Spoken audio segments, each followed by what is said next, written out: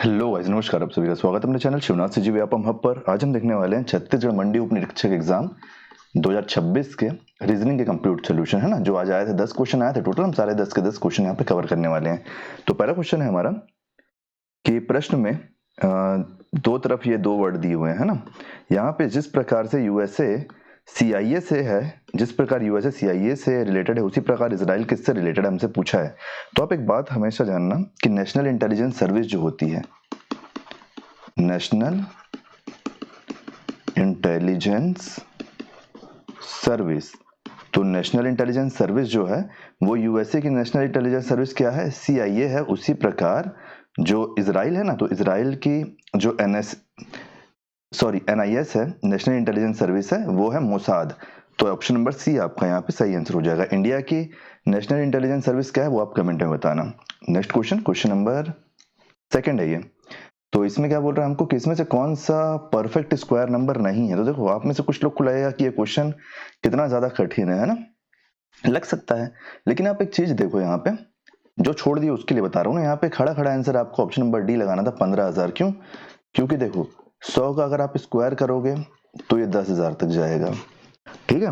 100 का स्क्वायर करोगे तो कहां तक जाएगा, 10,000 तक जाएगा। इसके बाद आप 5,000 को कहां से लेके आओगे, बताओ कहां से ला पाओगे, नहीं ला पाओगे। तो यहां से आप कवर कर लेते इसको, लेकिन मैं आपको बाकी भी बता देता हूँ। ये जो 10404 है, ये किसका स्क्वायर है, ये है 102 का स्क्वायर। देखो यहाँ पे 4 भी है ना पीछे, यहाँ पे पीछे 4 भी इसका एक कारण है, और ये 100 से आसपास का है। तो ये किसका स्क्वायर है, ये है 102 का स्क्वायर। आगे आप देखोगे तो क्या है आपके पास 11025, ये किसका स्क्वायर हो सकता है, तो ये है 105 का स्क्वायर। जब भी आपके पास पीछे 25 है, आप इसको सीधे सीधे 5 का स्क्वायर बना दो, और सामने वाला जो भी है ना, यहाँ पे आप क्या करोगे, यहाँ पे अगर आप देखोगे ना, दो संख्या जो बढ़ते क्रम में है वो हमेशा होगी। तो यहाँ पे क्या है बढ़ते क्रम में, 10 और 11। 10 और 11 तो जो पहली संख्या होती है वही अपन लेते हैं, और यहाँ से पीछे वाली संख्या। तो क्या बन गई 105। तो 105 का स्क्वायर क्या हो गया, 105 का स्क्वायर हो गया 11025। अब आपके पास यहाँ पे क्या बचा, 12321। ये हमको सीधे सीधे पता चल रहा है कि ये 111 का स्क्वायर है। यहाँ पे 1 है, यहाँ पे 1 है, और बीच के डिजिट रिपीट हुआ है ना, देखो 22। तो ये किसका स्क्वायर है, ये है 111 का स्क्वायर, 111 का स्क्वायर। तो ऑप्शन नंबर डी आपका यहाँ से सही आंसर हो जाएगा। नेक्स्ट क्वेश्चन देखते हैं, क्वेश्चन नंबर 3, या फिर आप इसको 38 भी बोल सकते हो। यहाँ पे हमको क्या बोल रहा है कि यदि एक कूट भाषा में कैट DBU है, डॉग EPH है, तो निम्नलिखित में से कौन सा उसी नियम का पालन करता है, पूछ रहा है कि इसमें से कौन सा नियम का पालन करता है, पूछ रहा है, ठीक है। आप एक बात बताओ मेरे को, आप यहां से एक बात बताओ, ये जो कैट है, कैट से क्या बन रहा है, DBU बन रहा है। आप एक चीज देखो, +1 तो हो रहा है। जो कैट है, कैट का C कैसे बन रहा है, C से D कैसे बन रहा है, +1 कर दो। ये 3 नंबर में आता है, ये 4 नंबर में आता है, ये 1 में आता है, ये 2 में आता है। फिर जो T में आता है, T से 1 बढ़ के यहाँ पे आ रहा है आपका, ठीक है। यहाँ पे ये कंप्लीट हो गया। सेकंड वाला आपके पास क्या है, DOG है सेकंड वाला, और इसके नीचे क्या है, इसके नीचे है हमारे पास E है, P है और H है। तो देखो D कितने में आता है, D 4 में आता है, E 5 में आता है, O कितने में आता है, O आता है 15 में, और P आता है आपका 16 में, G आता है आपका 7 में, और H आता है आपका 8 में। ऊपर T छूट गया था ना, T आता है आपका 20 में, और U आता है 21 में। तो मतलब एक एक बढ़ रहा है।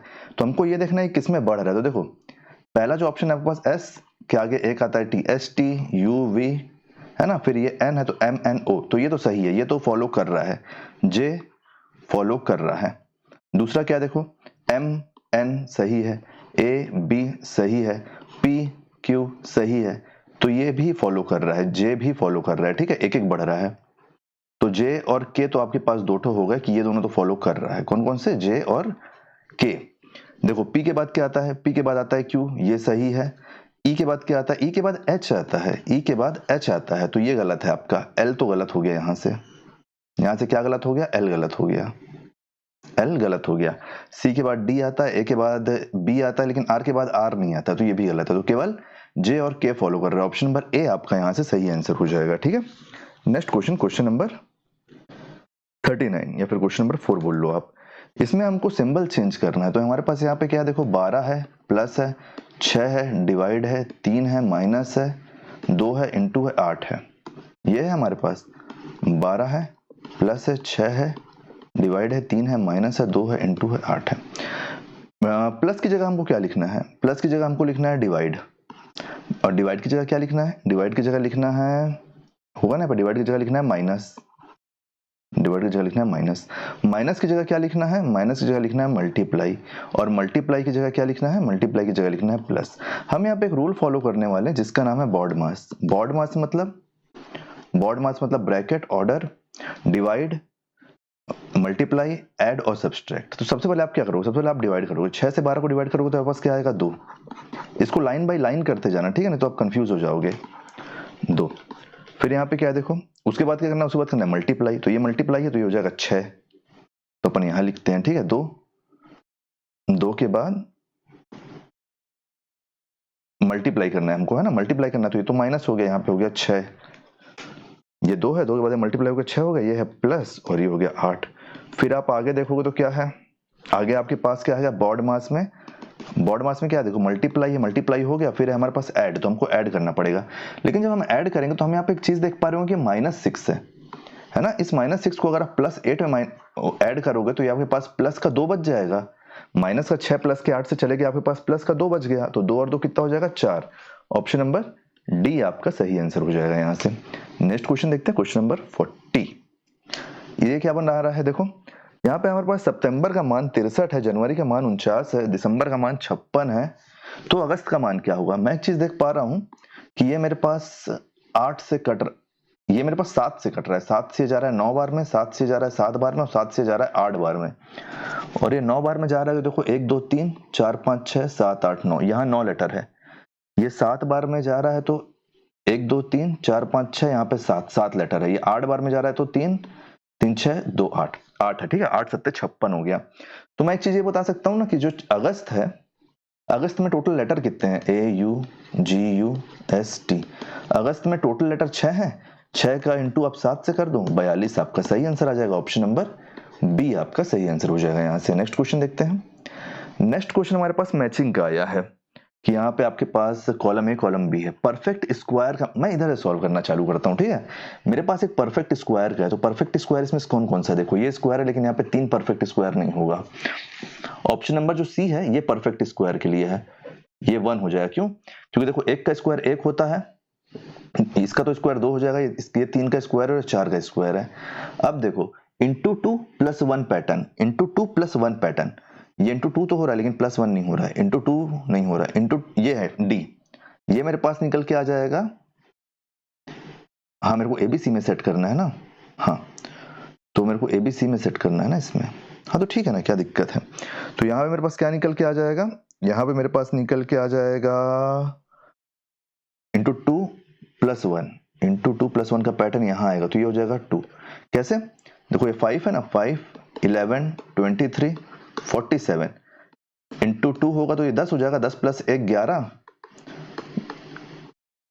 एक मिनट ना, इंटू 2 + 1, ये देखो 10 + 1 11, जैसे 22 + 1 23, 23 दूनी 46 + 1 47, तो ये हो गया मेरा इसका। अब मेरे पास क्या देखो, अल्टरनेटिंग इंटू 3 + 1, अल्टरनेट मतलब एक बार में 3 इंटू होगा, दूसरे बार में 1 प्लस होगा, तो ये हो जाएगा मेरा ये वाला। क्यों हो रहा है देखो, 2 6 7 21 22, इंटू 2 हुआ है +1 हुआ है, इंटू 3 हुआ है +1 हुआ है, इंटू 3 + 1, इंटू 3 + 1, ये हो गया मेरे पास। तो ये जो है मेरा, ये मेरा क्या है? ये है मेरा ज्योमेट्रिक प्रोग्रेशन, ये मेरा ज्योमेट्रिक प्रोग्रेशन है 3 9 27 81, ये मेरा क्या हो जाएगा? ज्योमेट्रिक प्रोग्रेशन, जिसको आप ज्यामितीय श्रेणी भी बोलते हो, ठीक है। देखो क्यों, ये इंटू 3 है, इंटू 3 है, इंटू 3 है ना, इंटू 3 इंटू 3 इंटू 3 है कि एक ही गति से बढ़ रहा है वो आगे, तो 3 4 1 2, 3 4 1 2, ऑप्शन नंबर बी आपका यहाँ से सही आंसर होगा, ठीक है। क्या होगा? ऑप्शन नंबर बी आपका यहाँ से सही आंसर होगा। नेक्स्ट क्वेश्चन देखते हैं। नेक्स्ट क्वेश्चन है हमारे पास कथन और कारण का। देखो 19,002 3 से विभाजित होता है, होता है 19,002 3 से विभाजित, कैसे होगा मैं ये भी करके दिखा देता हूं आपको। ये जाएगा आपका 6 बार में, फिर 3 बार में, फिर 3 बार में, फिर 4 बार में, ये हो जाएगा, ठीक है। ये जाएगा इससे 6 बार में जाएगा, यहाँ से बचेगा 10, तो 3 बार में जाएगा, फिर एक बचेगा 10 होगा 3 बार में जाएगा, फिर ये 12 बचेगा 4 बार में जाएगा। 19002 के अंकों का योग 3 से विभाजित होता है। ये इसका शॉर्टकट है कि अगर सारे अंकों का टोटल अगर 3 से विभाजित होगा तो ये 3 से विभाजित होगा। देखो ये 3 से विभाजित हो रहा है, कैसे नहीं होगा भाई, कैसे नहीं होगा। 1 + 9 + 0 + 0 + 2 ये कितना हो गया, देखो 10 10 2 12 और 12 भी 3 से विभाजित होता है, ये 4 बार में जाएगा। तो ये कथन और कारण दोनों सही है। ऑप्शन नंबर ए आपका यहाँ से सही आंसर हो जाएगा। क्या हो जाएगा, ऑप्शन नंबर ए आपका सही आंसर हो जाएगा। नेक्स्ट क्वेश्चन है हमारा कि यहाँ पे नेचुरल नंबर के कुछ सेट दिए हुए हैं, इनके बारे में हमको बताना है कि देखो सभी प्राइम नंबर ऑड होते हैं, तो सभी प्राइम नंबर ऑड नहीं होते हैं। क्यों नहीं होते, क्योंकि प्राइम नंबर 2 से चालू होता है, 2 3 5 7 11, तो 2 तो प्राइम नंबर नहीं, ऑड नहीं है, 2 तो इवन है, तो ये गलत हो गया। 2 इज अ प्राइम नंबर, ठीक है, 2 प्राइम नंबर होता है। All composite number are even, सभी भाज्य संख्या सम संख्या होती है, नहीं। तो देखो क्यों नहीं होती, क्योंकि 9 और आपका 3 को तो आप नहीं काउंट करोगे ना, 9 हो जाएगा, फिर आपका हो जाएगा 17 नहीं होगा, 9 के बाद 15 हो जाएगा, 21 हो जाएगा, 27 हो जाएगा। ये सारी संख्या ऑड है, लेकिन ये सारी संख्या ऑड है, लेकिन ये क्या है, ये सारी संख्या ऑड है लेकिन ये सम नहीं है, सॉरी ये सारी संख्या भाज्य है लेकिन सम नहीं है, तो ये भी गलत है आपका। एक भाज्य संख्या नहीं है, 1 is not a prime number, ये सही है। क्यों, क्योंकि प्राइम नंबर 1 से बड़ा होता है ना, 1 से बड़ा होता है प्राइम नंबर, उसके बाद की गिनती को अपन प्राइम में लेते हैं। तो हमारे पास k और m बस सही है, ऑप्शन नंबर बी हमारा यहाँ से सही आंसर हो जाएगा। नेक्स्ट क्वेश्चन देखते हैं, क्वेश्चन नंबर 44। जब ये हमारे पास ऐसा क्वेश्चन आता है रोमन नंबर का, तो अपन इसको तोड़ तोड़ के बनाते हैं, ठीक है, तोड़ तोड़ के बनाते हैं, वो मैं आपको किसी और दिन समझा दूंगा। यहाँ से देखो, अगर आप देखोगे ना तो x l i और v है, ये होता है 44, ट्रिपल x i और x क्या होता है, ये होता है 39 नंबर हो जाएगा ये रोमन में। XLIX ये क्या हो जाएगा, ये हो जाएगा 49 नंबर। XLII ये कितना हो जाएगा, ये हो जाएगा 42 नंबर। XLI ये कितना हो जाएगा, ये हो जाएगा 41 नंबर। तो इसमें से हमको क्या करना है, बढ़ते क्रम में सजाना है। तो ये कितना हो जाएगा, 39 41 42 44 49 ये हो जाएगा हमारे पास, ठीक है। तो देखो कौन सा ऑप्शन हमारे पास यहाँ सही हो रहा है बढ़ते क्रम में, बढ़ते क्रम में हमारे पास यहाँ से कौन सा ऑप्शन चले जाएगा, L और O। LO 42 में क्या है, अरे सॉरी, LO 42 में क्या है, N, फिर 44 में क्या है, K, 49 में क्या है, M। LONKM, LONKM option number B आपका यहाँ से सही आंसर हो जाएगा। नेक्स्ट क्वेश्चन देखते हैं जो हमारा आखिरी क्वेश्चन है कि निम्न शब्दों में से भिन्न क्या है, टमाटर, आलू, गाजर या प्याज। तो देखो कई लोग इसमें से गाजर लगा दोगे इसको फल समझ के, लेकिन आपका आंसर गलत हो जाएगा। इसमें सही आंसर हो जाएगा ऑप्शन नंबर ए, टोमेटो। क्यों, क्योंकि यहाँ पे टोमेटो को आप इसको दो तरीके से ले सकते हो। पहली बात तो फ्रूट, आप टोमेटो को फल मान लो, फल मान लो, ये सब्जी में नहीं आएगा, ठीक है, जबकि गाजर सब्जी में आएगा। कौन सी सब्जी में, जड़ वाली सब्जी में। और बाकी जो तीनों हैं, आलू, गाजर, प्याज, ये सब जमीन के नीचे उगते हैं। कहाँ, जमीन के नीचे, जबकि आपका टमाटर जमीन के ऊपर बनता है ना। तो ऑप्शन नंबर ए यहाँ सही आंसर हो जाएगा। तो डिपेंड करता है कि आपको कितने लॉजिक पता है। कोई भी क्वेश्चन एक ही लॉजिक से सॉल्व हो रीजनिंग में, ये जरूरी नहीं है। तो उम्मीद करता हूँ सारे 10 क्वेश्चन आपको समझ में आ गए होंगे। कहीं पे भी कोई भी डाउट होगा तो पूछ लेना। इसके बाद हम मैथ्स के भी क्वेश्चन लेके आएंगे, एक एक करके हम सारे क्वेश्चन सॉल्व करेंगे, ठीक है। Thank you. ये वीडियो को ज्यादा से ज्यादा लोगों तक शेयर करना और अपना फीडबैक जरूर देना। Thank you.